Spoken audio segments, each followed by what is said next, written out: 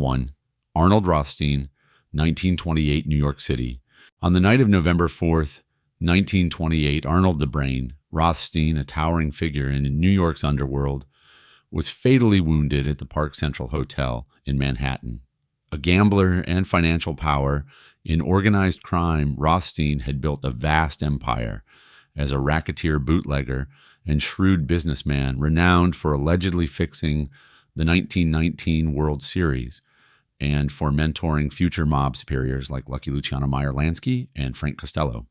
Rothstein was not formally tied to a mafia family, but his influence shaped the emerging structure of Jewish and Italian organized crime.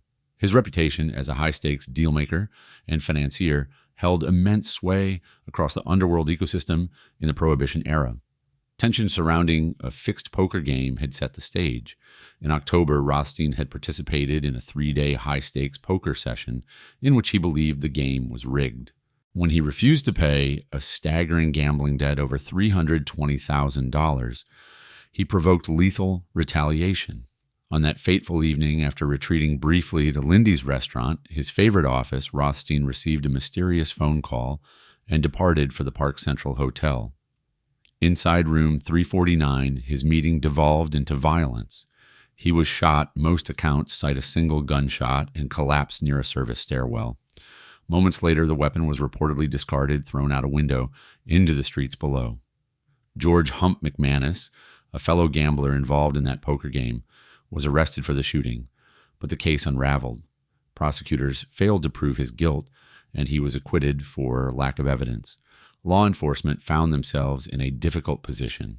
Undercover Detective John D. Coughlin, head of the NYPD's Detectives Division, was unable to produce a breakthrough.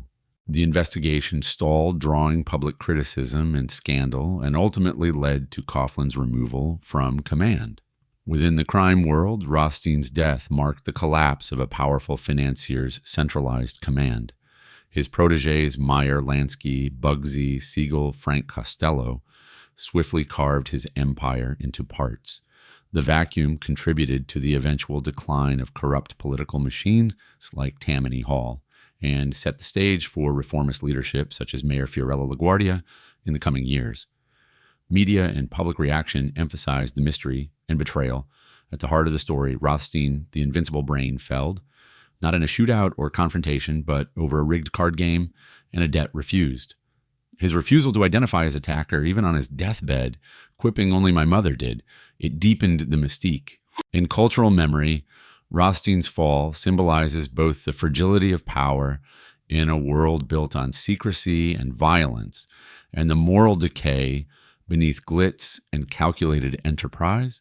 His legacy lives on in novels, films, and television, imagined in characters inspired by him in The Great Gatsby, Boardwalk Empire, and countless gangster narratives. The death of Arnold Rothstein remains unsolved, a cautionary tale of ambition, betrayal, and the thin line between mastermind and mark. In closing, we reflect that crime does not pay. No matter how brilliant or powerful, no one is above consequence. The cost borne by victims' families and society echoes long after the cards fall silent. 2. St. Valentine's Day Massacre, 1929, Chicago. On the morning of February 14th, 1929, 7 men connected to George Bugs Moran's North Side gang fell victim inside a dusty garage at 2122 North Clark Street in Chicago's Lincoln Park neighborhood. The men included enforcers Pete Gusenberg and his brother Frank Gusenberg. Moran's second-in-command, James Clark, also known as Albert Kachelek, bookkeeper Adam Heyer Mechanic, John May, trusted associate Al Weinshank, and even Dr. Reinhard Schwimmer, an optician drawn in by ties to gambling circle. They were targeted amid the height of Prohibition, a time when rivalry between Moran's North Side gang and Al Capone's Chicago outfit had escalated into open conflict. Moran ran bootlegging gambling and union rackets across the city's north side. Capone, backed by the powerful South Side outfit, sought dominance of Chicago's illicit liquor trade. Tensions had mounted over territory and stolen liquor shipments. Some sources suggest a setup involving a high-priced whiskey delivery was used to lure Moran's enforcers into the garage at a set time while others maintained the men arrived expecting Moran himself to join them. Regardless, the atmosphere was marked by suspicion, betrayal, and the silent threat that violence might erupt. That morning, 4 to 6 armed men burst in too, disguised as Chicago police officers. They ordered the 7 inside to face the wall as a pretense for a raid. Thompson submachine guns barked, supplemented by a shotgun's blast. A staggering 70 rounds were pumped into the group. 6 men died instantly. One, Frank Gusenberg, survived long enough to reach the hospital, but declined to identify his attackers, muttering only "no one" before passing away. Law enforcement scrambled to respond. Ballistic specialists traced weapons used in the massacre to later crimes, including the murder of a Michigan policeman and a New York gangster. Investigators identified suspects like Fred Burke, Gus Winkler, Fred Gutz, and others based on later confessions and testimony. Still, no one was ever convicted for the massacre itself. In the immediate wake, Moran's Northside gang was devastated. Its leadership decimated, its territory vulnerable. The city reeled as media circulated haunting images of the slain men. Public outrage mounted, pushing officials to intensify efforts against organized crime. This moment marked a turning point, ushering in federal crackdowns. Over time, the massacre entered cultural memory as a symbol of Prohibition-era violence. It inspired films, books, and countless retellings, most notably a docudrama-style feature in the 1967 film The St. Valentine's Day Massacre, and helped shape public perception of mob violence as horrifying rather than glamorous. The bricks from the garage wall where it occurred were eventually preserved, displayed in crime museums as a chilling relic of that morning's callous execution. In closing, this tragedy stands not as a testament to the power of organized crime, but as a stark example of its destructive cost: destroyed lives, broken trust, and devastated families. We remember that no scheme, no moment of ambition can justify such loss. True justice demands accountability, even when the killers escape conviction, and we must never let this grim chapter fade from our collective conscience. 3. Giuseppe Joe the Boss Masseria, 1931, New York City. On a Wednesday afternoon in mid-April 1931, New York's most powerful mafia boss, Giuseppe Joe the Boss Masseria, sat down for what he believed was a routine lunch in a Coney Island restaurant called Nuova Villa Tamaro. A veteran of Prohibition-era rackets, he had risen from Sicilian roots to command one of the city's most feared crime families, the organization that would eventually become known as the Genovese family. The atmosphere in the underworld at the time was charged. Most notably, Masseria had been locked in the bloody Castellano War, a bitter struggle against rival Salvatore Maranzano for control of New York's rackets and bootlegging operations. His public image was that of a traditionalist, proud, ruthless, yet old world. In his outlook, what his opponents labeled a mustache Pete, behind the scenes a young lieutenant named Charles Lucky Luciano had grown weary of the feud and of Masseria's rigid leadership. In secret, Luciano forged an alliance with Maranzano. Their plan: eliminate Masseria, end the war, and usher in a new order under Maranzano with Luciano to inherit Masseria's operations. That afternoon, Masseria and Luciano shared a table amid plates of bread wine and a game of pinochle. At a pivotal moment, Luciano excused himself, reportedly to use the restroom. In that instant, a team of gunmen entered the dining area and executed the hit. Among those believed to have pulled the trigger were Albert Anastasia, Vito, Genovese Joe Adonis, and Benjamin Bugsy Siegel. The getaway vehicle was driven by Cairo, the artichoke king Terranova, though legend has it he was too frozen in shock to drive, and Siegel had to shove him from the wheel. The investigation that followed turned up almost nothing. There were no reliable eyewitnesses. Some outer coat garments left behind offered vague leads, but law enforcement, hampered by omerta, could not secure a conviction. Luciano was questioned, but had an alibi and was never charged. Masseria's death remained officially unsolved. Inside the mafia, the hit shattered the old guard. Maranzano briefly declared himself capo di tutti capi, boss of bosses. But within months, Luciano arranged his removal, paving the path for a modern collaborative structure. Luciano would go on to form the Commission, the governing body meant to prevent such bloody wars by distributing power among the five families. Public response was muted, no graphic images, no courtroom drama yet. The psychological impact was seismic. The notion that a crime boss could be betrayed and eliminated from within sent ripples through both law enforcement and criminal circles. It marked the dawn of a new era, one less flamboyant, more corporate in its criminality. In memory and in culture, this moment represents the turning point in American organized crime, the passing of the old world to the younger generation, with broader ambitions and fewer cultural constraints. It foreshadowed the complex but efficient criminal enterprises that would dominate America for decades. In closing, this tragic chapter illustrates how betrayal has no honor, how power can corrupt even those closest to its possessor, and how rewriting the rules of organized crime carries a devastating toll. It is a stark reminder that even the most potent figures are vulnerable when ambition and compassion give way to ambition alone, and that crime, no matter how cleverly organized, ultimately undermines justice, trust, and the bonds of loyalty. 4. Salvatore Maranzano, 1931, New York City. On the afternoon of September 10th, 1931, Salvatore Maranzano, who had styled himself capo di tutti capi, boss of all bosses, sat behind his desk in an imposing office at 230 Park Avenue in Manhattan. A Sicilian-born mob boss turned real estate broker and bootlegging kingpin, he had just ended the Castellano War by eliminating his rival Joe Masseria and reorganizing New York's crime families into what became known as the Five Families. Maranzano was seen as a commanding figure, a purist of Sicilian tradition, a mustache Pete in the eyes of the next generation. His attempt to centralize control under his authority unsettled the younger leaders, men like Lucky Luciano and Meyer Lansky, who sought a more flexible, business-like approach to organized crime. Behind closed doors, Luciano and his allies were planning to remove Maranzano.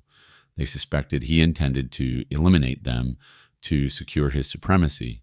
In response, Luciano orchestrated a covert operation, recruiting non-Italian gunmen under Meyer Lansky's coordination to carry out the hit, ensuring they would not be recognized by Maranzano's inner circle.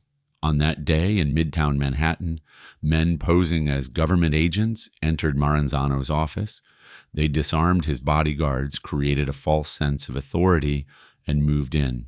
At Luciano's direction, or at least with his approval, the intruders stabbed and shot Maranzano, ending his life among paperwork scattered across the desk. Historians later described the operation as coordinated like a military strike. Investigators in the aftermath had little to work with. Maranzano's killers vanished without trace, and no credible witnesses came forward. The crime remained unsolved, largely cloaked by omerta and the calculated secrecy of the hit. Inside the Mafia, Maranzano's death cleared the path for a new era.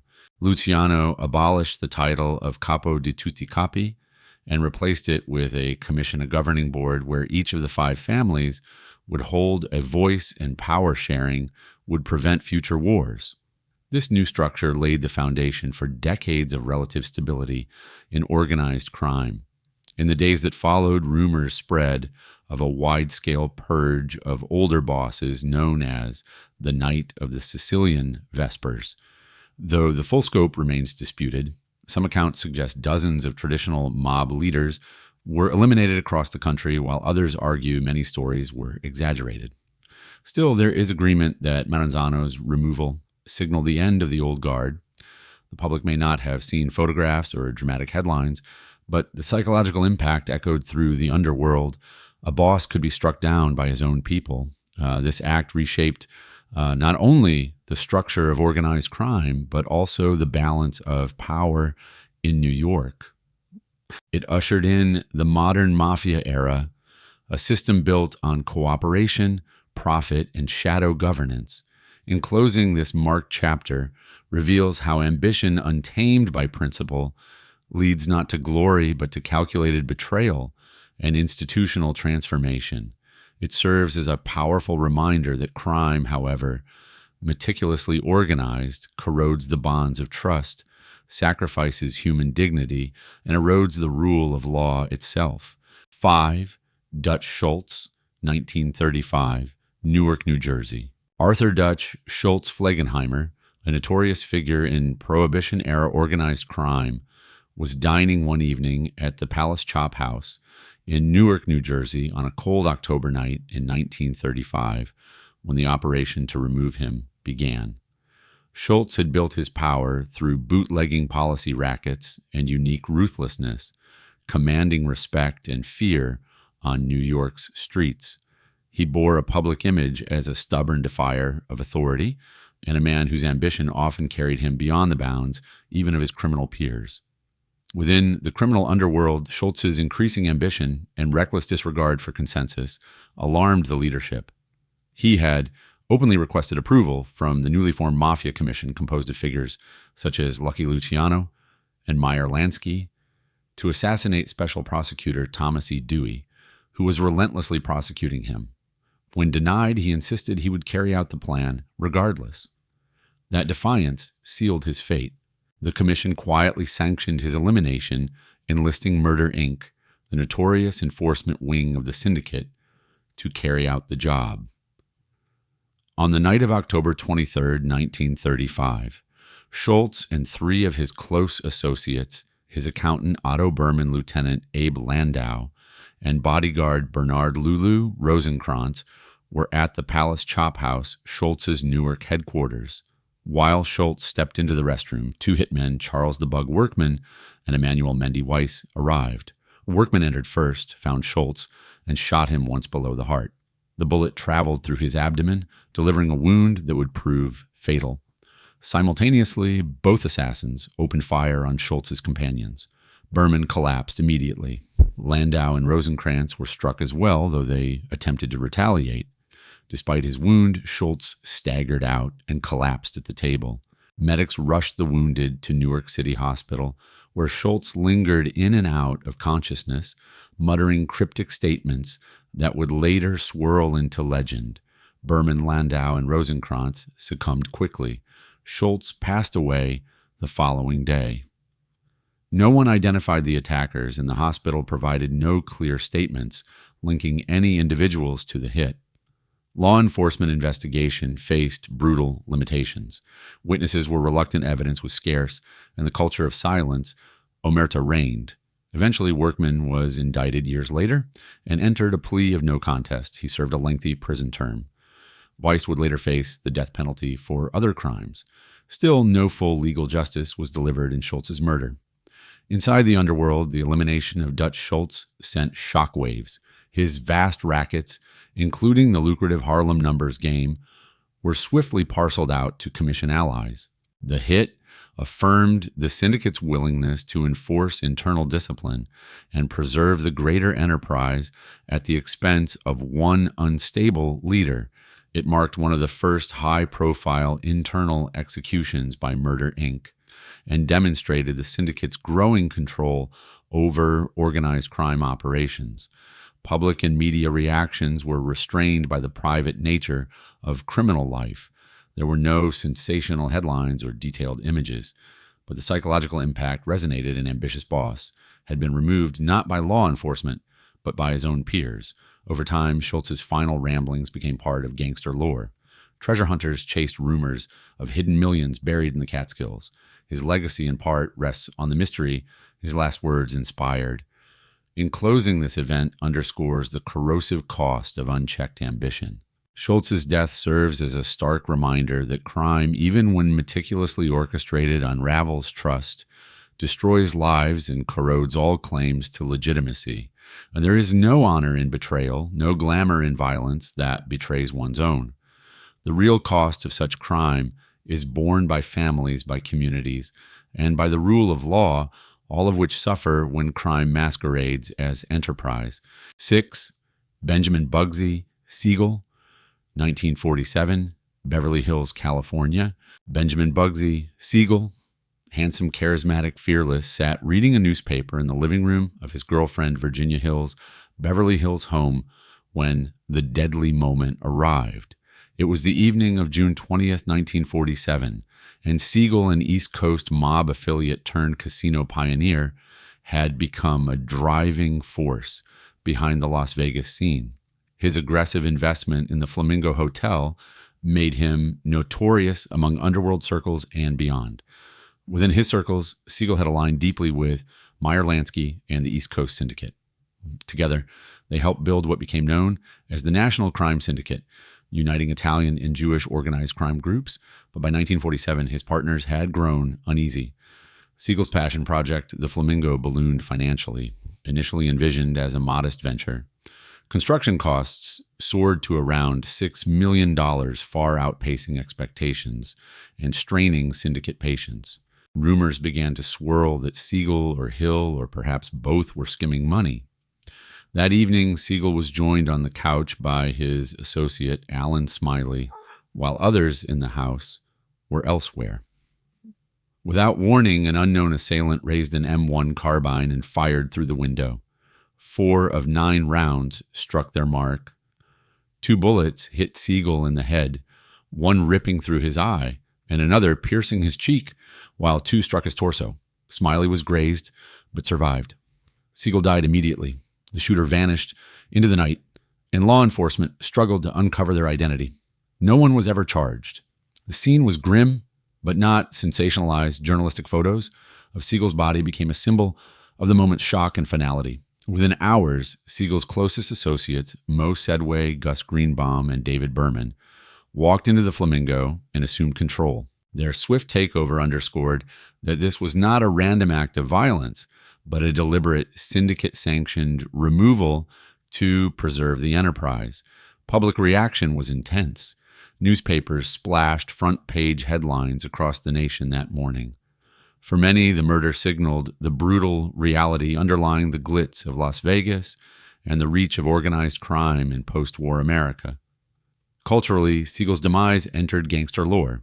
His life had already inspired cinematic characters like Mo Green in The Godfather, and his death became part of the mythology surrounding the founding of Las Vegas as a mob playground. The Flamingo nonetheless survived and became emblematic of the mob-built Vegas he never got to see flourish. In closing, Bugsy Siegel's fate reflects a simple truth: crime does not reward recklessness. His bold vision and flashy lifestyle could not compensate for broken trust or insubordination within his own ranks. His murder stands as a sobering testament that, beneath the veneer of enterprise, it is betrayal, not law, that often brings the most powerful down. Let us remember that ambition built on corruption leaves ruin in its wake for families, for justice, and for society's soul. 7. Albert Anastasia, 1957, New York City. Albert Anastasia sat down in the barber's chair at the Park Sheraton Hotel in Midtown Manhattan on the morning of October 25th, 1957, known as the Lord High Executioner and once the ruthless head of Murder, Inc. Anastasia had climbed from immigrant laborer to powerful boss of what became the Gambino crime family. His presence alone commanded fear throughout New York's underworld, and yet that morning he appeared vulnerable, relaxed, perhaps unaware that the cycle of violence he once controlled was about to claim him. Anastasia's reign had long been tied to the docks' union power and contract killings, but by 1957, a coalition led by Vito Genovese and fueled by clean ambition had decided Anastasia needed to be removed. His underboss, Carlo Gambino, joined that silent conspiracy. Their motive: consolidate control and reshape the structure of New York, organized crime, in their favor. As Anastasia enjoyed a hot towel shave, 2 masked gunmen burst in, shoved the barber aside, and opened fire. In the confusion, Anastasia lunged, but not at his attackers. In the barbershop mirror, he struck at his reflection. The attackers continued until he collapsed in the chair, a symbolic end to his violent legacy. Law enforcement marched through the scene, jolted by the brazen nature of the killing, an assassination of a top mob boss in public and in full daylight, but no one was ever charged. Investigators quickly concluded Genovese and Gambino had ordered the hit, and rumors suggested a crew led by mob figures such as Joe Gallo or others carried out the operation. Yet evidence remained circumstantial, the code of silence unbroken. Inside the crime family, the fallout was swift. Gambino assumed leadership, almost immediately solidifying the newly named Gambino family. The public reaction was one of disbelief. Anastasia had been savage, yet his death felt shockingly theatrical. Haunting in its quiet efficiency, his death rippled beyond New York. Just weeks later, more than 60 mafia figures were arrested at the Appalachian meeting, an exposed summit that underscored how deeply organized crime permeated American society. Authorities finally acknowledged the mafia's national reach in the era of boss of bosses. Power plays gave way to more structured commission-based leadership. The Mob Museum later displayed that very barber's chair, now a haunting artifact of betrayal and ambition. It stands as a reminder of how trust, once wielded as power, can quickly become the instrument of one's downfall. In closing, Albert Anastasia's demise is a stark illustration of betrayal from within. A man who built his power with violence was undone by more ruthless ambition.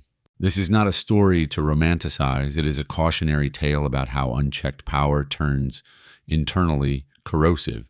It reminds us that justice, though delayed or hidden, finds its path, and that crime, no matter how calculated, always leaves behind a void where humanity should have been. 8. Joseph Colombo, 1971, New York City. Joseph Colombo stood at the podium before thousands in Columbus Circle on June 28, 1971, rallying for the Italian-American Civil Rights League, a public effort to reclaim dignity for his heritage. As the boss of New York's Colombo crime family, Colombo was unlike most underworld leaders. He had launched a highly public crusade to deny the existence of organized crime, even arranging to remove the word mafia from the Godfather screenplay. But that visibility proved dangerous. Under the surface, tensions simmered in the mafia. Many traditional bosses saw Colombo's activism as reckless, exposing their business to unwanted scrutiny. At the rally, as he prepared to address the crowd, a man with a camera, later identified as 24-year-old Jerome Johnson, approached and fired 3 close-range shots into Colombo's head and neck. The sound echoed in the plaza. Seconds later, Colombo's bodyguards retaliated, killing the attacker.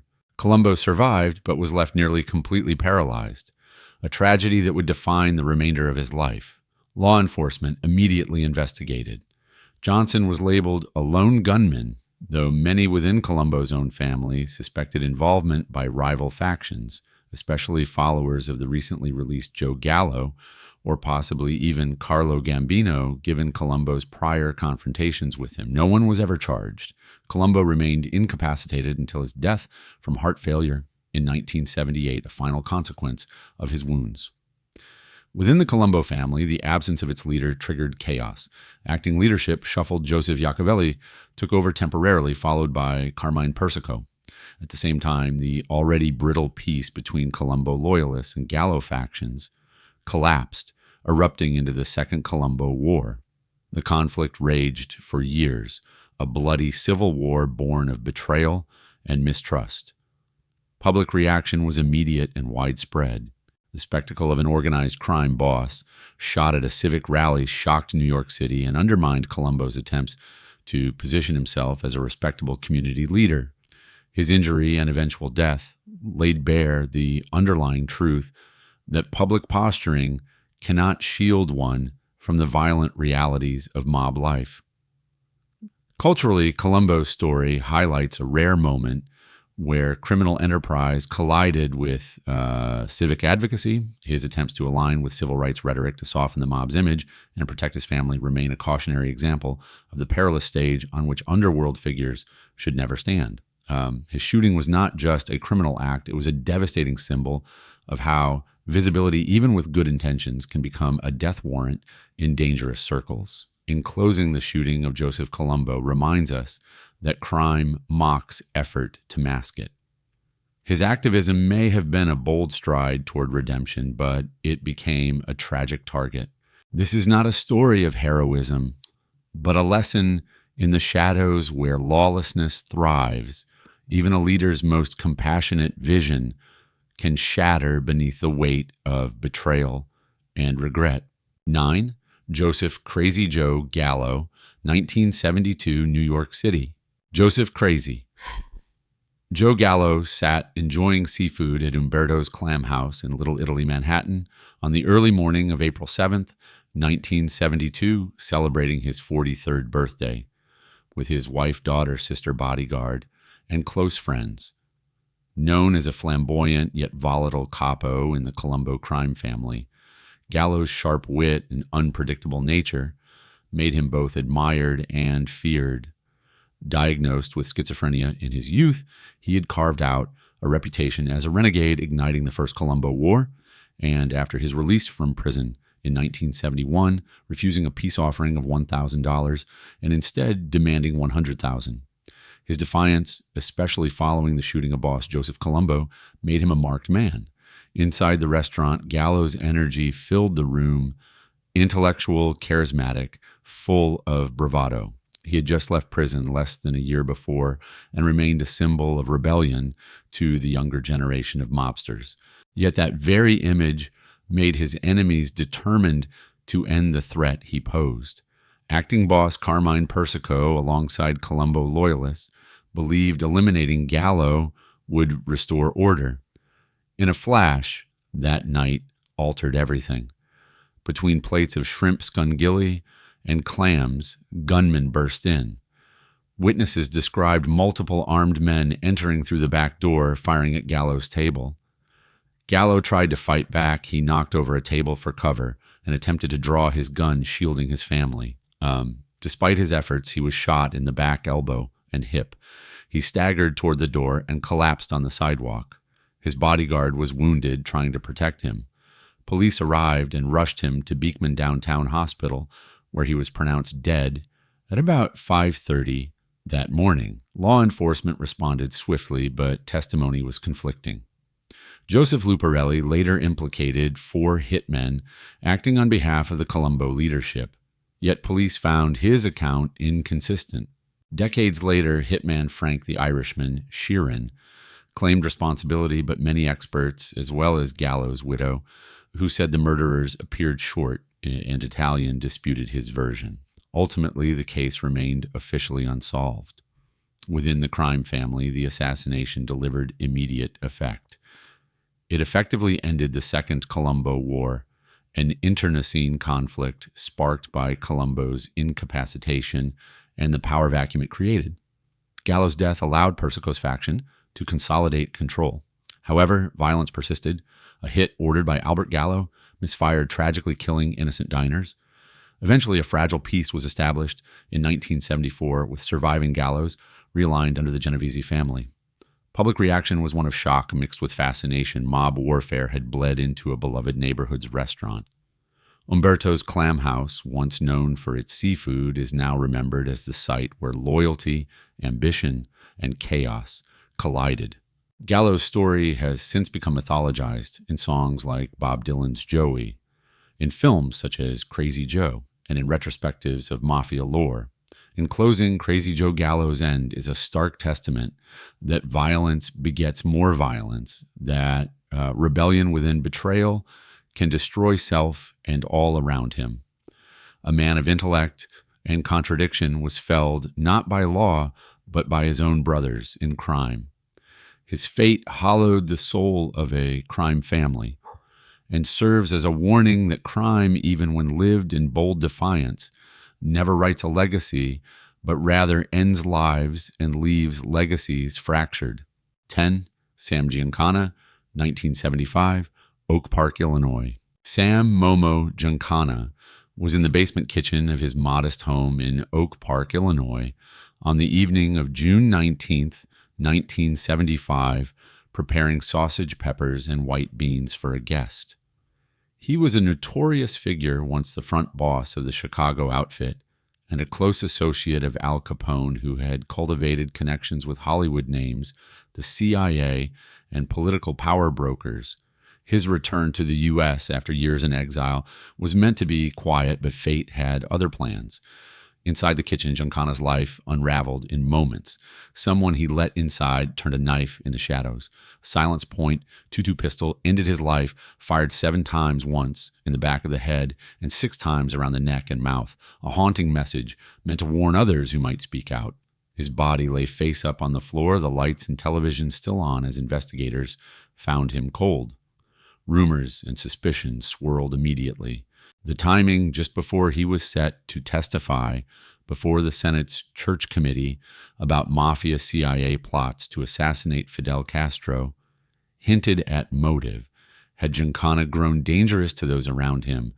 His former outfit partners, notably Tony Accardo, may have feared he'd exposed too much. Others pointed fingers at Tampa boss Santo Trafficante Jr., or even at the CIA, though agency officials denied involvement. Years later, investigative journalist Chuck Goody claimed to have found new forensic evidence, possibly linking the weapon to the killer, and planned to reveal the murderer in a 2-part NBC 5 report. This suggested that even after decades, the truth was not necessarily buried forever. Inside the outfit, Giancana's elimination closed a dangerous chapter. Several others tied to the CIA and Castro plots, like Johnny Roselli, would meet similar ends within the year. The consensus among law enforcement and mob insiders was that this was a syndicate-sanctioned hit to protect its interests and identity. No one was ever officially charged. Public and cultural reaction was quieter. There were no graphic headlines. Instead, the event became woven into the mythology of organized crime's shadowed connections to politics. Giancana, who once seemed too big to fail, became a cautionary figure, a man who knew too much and paid the ultimate price. Later portrayals in film and memoirs reinforced this image, an underworld king undone by secrets and betrayals. In closing, Sam Giancana's final moments illustrate the fragile veneer behind organized crime. A man once protected by power was exposed and eliminated with chilling precision.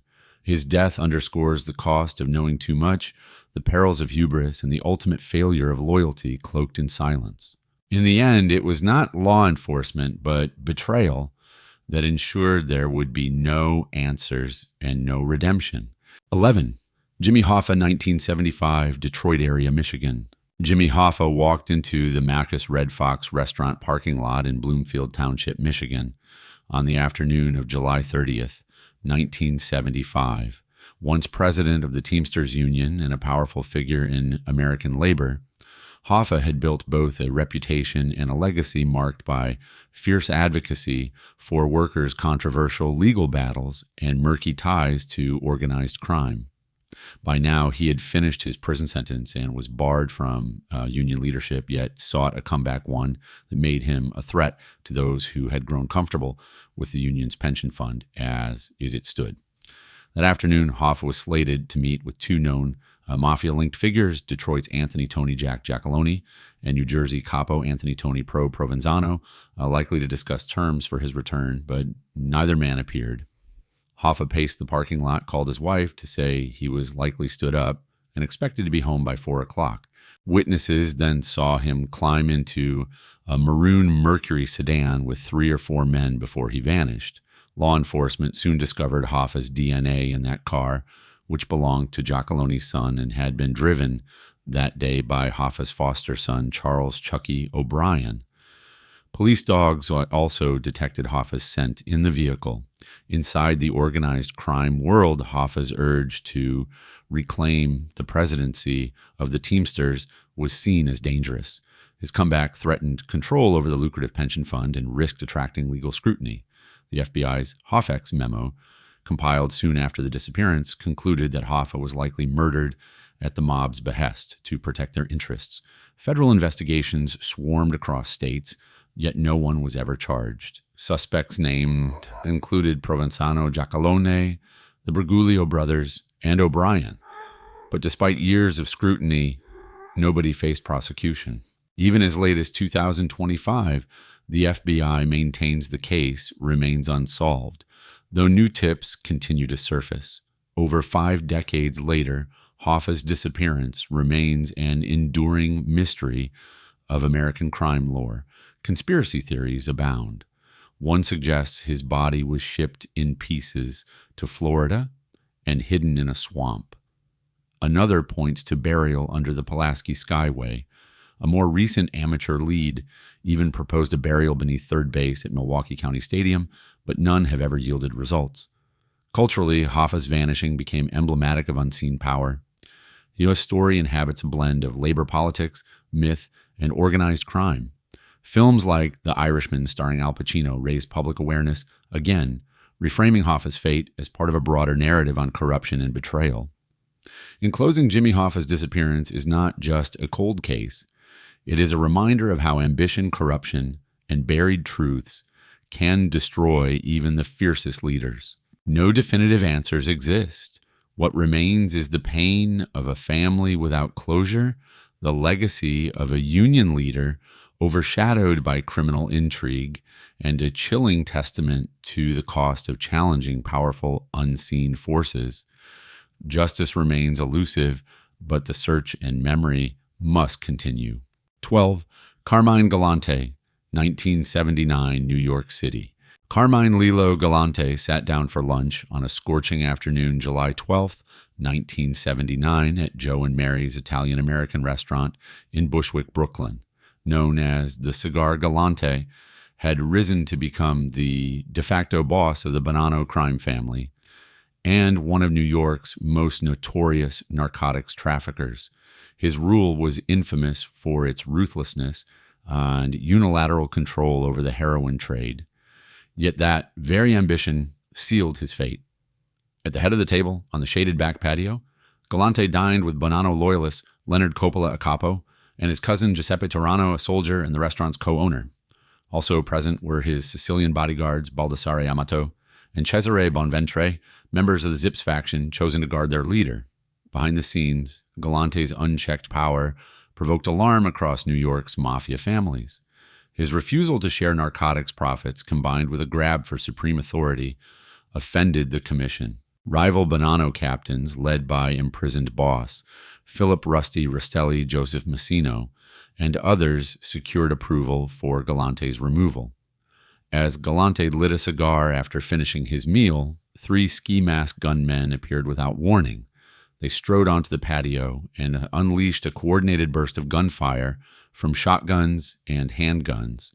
Galante, Coppola, and Turano were killed instantly. Remarkably, his bodyguards, though seated close by and wearing protective leather jackets despite the heat, did nothing to intervene and quietly vanished with the attackers. Galante's cigar remained clutched between his teeth, a chilling testament captured in photographs. Police arriving on the scene found table settings, undisturbed plates, wine, a tomato salad, and the bodies sprawled amid spilled food and shattered silence. Investigators pieced together that at least 5 guns had been used. Even though only 3 masked assailants were seen, attention turned to Amato and Bonventre. Underworld testimony and later law enforcement findings indicated they participated and then left quietly alongside the gunmen. In the aftermath, the commission demonstrated that no boss is untouchable. Carlo Massino and others solidified power. Meanwhile, inside the Bonanno family, chaos reigned. Splinter groups vied for control and divisions widened in the wake of Galante's assassination. Public reaction was one of stunned silence. A crime boss executed in plain daylight on a neighborhood restaurant's patio shattered any illusion of mob invulnerability. The brutality and brazenness of Galante's assassination became a defining symbol of how Cosa Nostra governed not through unity but through fear and sudden betrayal. Over time, the Galante hit became emblematic of mafia discipline. It underlined that personal ambition unchecked becomes a liability, especially when it clashes with organized consensus. In cultural memory, Galante's demise serves as a grim reminder that loyalty in the criminal world is fragile and often short-lived. In closing, the assassination of Carmine Galante is not a tale of daring, it is a stark lesson in the corrosive cost of unchecked ambition. A man who built power through intimidation was brought down by the very system he sought to dominate. Let us remember that crime yields nothing but sorrow, betrayal, and irreversible damage to families, communities, and the rule of law. 13, Angelo Bruno, 1980, Philadelphia, Pennsylvania. Angelo. The gentle Don Bruno sat in his Cadillac parked in front of his modest row house on South Snyder Avenue in South Philadelphia late at night on March 21st, 1980. The longtime boss of the Philadelphia crime family, known for his low-key style and aversion to overt violence, was considered a stabilizing force. Yet even his caution could not shield him from betrayal within his own ranks. For 2 decades, Bruno held power through diplomacy, preferring traditional rackets like loan sharking and gambling over drug trafficking. Still, he quietly profited from heroin sales by Sicilian associates, a hypocrisy that fueled resentment among younger mobsters who felt excluded from the lucrative trade. Bruno's consigliere, Antonio Tony Bananas Caponigro, saw opportunity in the unrest. Caponigro met with Genovese family boss Frank Thierry and was told he had commission approval for a takeover. Caponigro, believing he held sanction, plotted to eliminate Bruno and seize control. That evening after dining, Bruno was driven home by his longtime driver, John Stanfa. As Bruno smoked a cigarette in the passenger seat, Stanfa rolled down the window. From the shadows, an assailant approached and fired a shotgun blast into the back of Bruno's head, killing him instantly. Stanfa survived with injuries. Law enforcement arrived to a scene that shattered the veneer of peace, a car parked in front of a quiet home, and the boss laid lifeless inside. Bruno's death was swift, clandestine, and ruled by brutal convenience. Within weeks, the Mafia Commission revealed that Bruno's murder had not been cleared and proceeded to enforce retribution. Caponigro and his brother-in-law were discovered dead in the trunks of cars in the Bronx, tortured victims of the Commission's wrath. Other conspirators like Caporegime, John Simone, and loan shark Frank Sindoni also met violent ends for their roles. With Bruno gone, the Philadelphia crime family unraveled into chaos. A mob war erupted, culminating in more than 24 killings over the next 4 years, including the eventual bombing of Philip Testa, the man who briefly succeeded Bruno. The era of stability had given way to bloodshed and betrayal, a harsh correction for miscalculation. Public reaction was one of stunned disbelief. A mob boss murdered not in a raid or prison yard, but quietly in his parked car outside his home. It exposed the fragility of underworld order and offered a harsh warning that no one, however gentle, is safe in a world governed by ruthless code. Bruno's murder inspired portrayals in film and literature as the emblem of a Don undone, not by law, but by ambition and broken trust. His story remains a cautionary tale of how hidden greed and betrayal consume even the most methodical leaders. In closing, the death of Angelo Bruno serves as a solemn reminder that power without accountability is fragile, and that betrayal within betrayal bears no honor. Even a gentle hand can be severed by the clouded intentions of those closest. Crime corrodes from within and allows no legacy beyond the silence it leaves behind.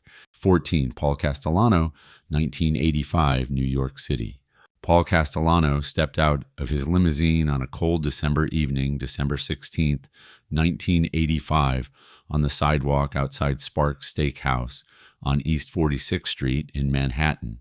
Known as Big Paulie, he was the boss of the powerful Gambino crime family, having taken the reins in 1976 after the death of his cousin Carlo Gambino.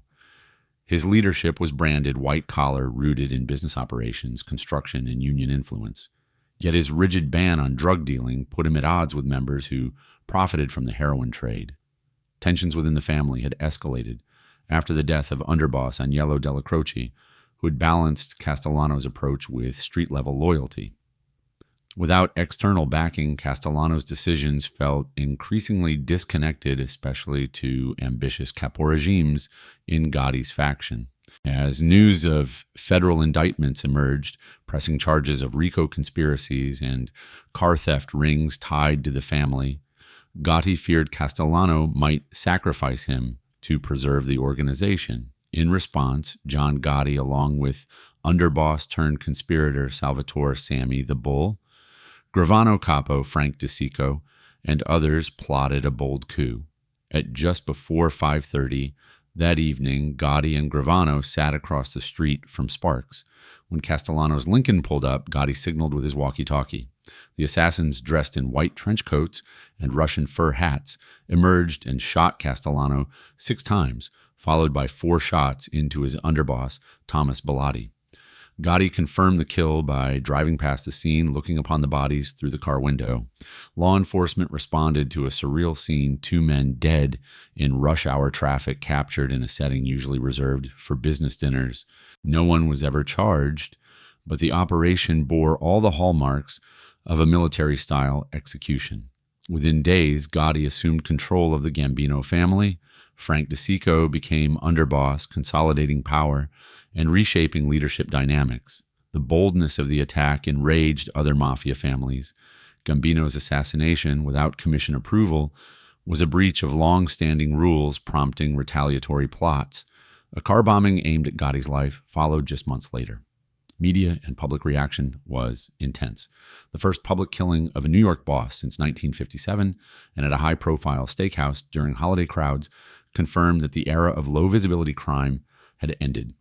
The spectacle turned Gotti into a media sensation labeled the Dapper Don and later the Teflon Don, reflecting his charm and seeming immunity to prosecution. Law enforcement eventually caught up with Gotti. In 1992, thanks to Gravano's testimony, federal prosecutors secured convictions for murder racketeering, and the Castellano hit itself. Gotti received a life sentence, an ending as dramatic as his rise. Casually calling it a steak dinner gone wrong would miss the gravity. This assassination shattered the mafia's old world discipline and exposed the brutal reality beneath organized crime's facade. It marked the beginning of the end for traditional mafia authority, an age of flamboyance over quiet control. In closing, this hit was not an act of honor, but of calculated ambition. A man who styled himself above street violence was executed in plain view, not by law, but by betrayal from within. The fallout stained families, communities, and the rule of law. At the end of the day, no one is untouchable, not even a Don. 15 Anthony Tony Spilotro, 1986, Chicago, Indiana. Tony Spilotro sat in a modest suburban basement thinking he was headed to a promotion. It was June 14, 1986. He and his brother Michael, known as Mickey, entered assuming they'd be recognized for their loyalty. Instead, betrayal lay in wait. The Chicago outfit, wary of Tony's recklessness in Las Vegas and federal pressure threatening to expose secrets, had decided the brothers were liabilities and must be removed. They were beaten to death on the spot, then buried in their underwear in a shallow grave in a cornfield in Indiana. Their bodies lay undiscovered until June 22nd, when a farmer stumbled upon the site and alerted authorities. Tony the Ant was a feared enforcer who managed the outfit's Vegas skimming operations and led the infamous hole-in-the-wall gang, a burglary crew known for audacious heists and violence. Over time, his independence, a rumored affair, a bungled burglary scheme, and an escalating FBI attention made him a liability rather than an asset. His superiors feared he might turn informant. The decision to eliminate Tony and Michael was ordered by top bosses, most likely by Joseph Joey Dobbs Ayupa, and sanctioned by Tony Accardo and Joey Ayupa himself. Execution was entrusted to trusted outfit members, including Capo James, Jimmy Marcello, and others who would later face justice during the Operation Family Secrets trial. That night, the brothers were summoned to what looked like a business meeting in Bensenville, Illinois. Instead, they were ambushed in a basement, beaten with fists and feet until they were unconscious. Forensic testimony from the trial noted that there were no blunt instruments. One pathologist determined they were killed using only body blows. Afterward, their bodies were driven into Indiana and buried in a makeshift grave in a cornfield near Ayupa's hunting property. The investigation went cold until Operation Family Secrets, launched decades later, reopened the case. Former mobster turned informant Nicholas Calabrese testified that Marcello and others were responsible. In 2007, Marcello was convicted for ordering the murders. In 2009, he received a life sentence. Inside the outfit, the hit sent a chilling message: no one, no matter how lethal, was immune to retribution if they jeopardized the organization. It marked the end of the outfit's Vegas era under Tony's chaotic stewardship. Publicly, the disappearance fueled years of speculation, fears, and rumors. In popular culture, Tony's fate was immortalized in Casino, where Joe Pesci's character Nicky Santoro meets a similar end in a grain silo, highlighting the brutal reality that awaited those who pushed too far. In closing, the murders of Anthony and Michael Spilotro are not tales of glory, but of cold discipline and betrayal. Two men dragged into brutality by the very system they served. Their fate reminds us that organized crime's code is not one of loyalty, but of expedience, and that raw ambition unchecked by conscience leaves innocent lives shattered in its wake.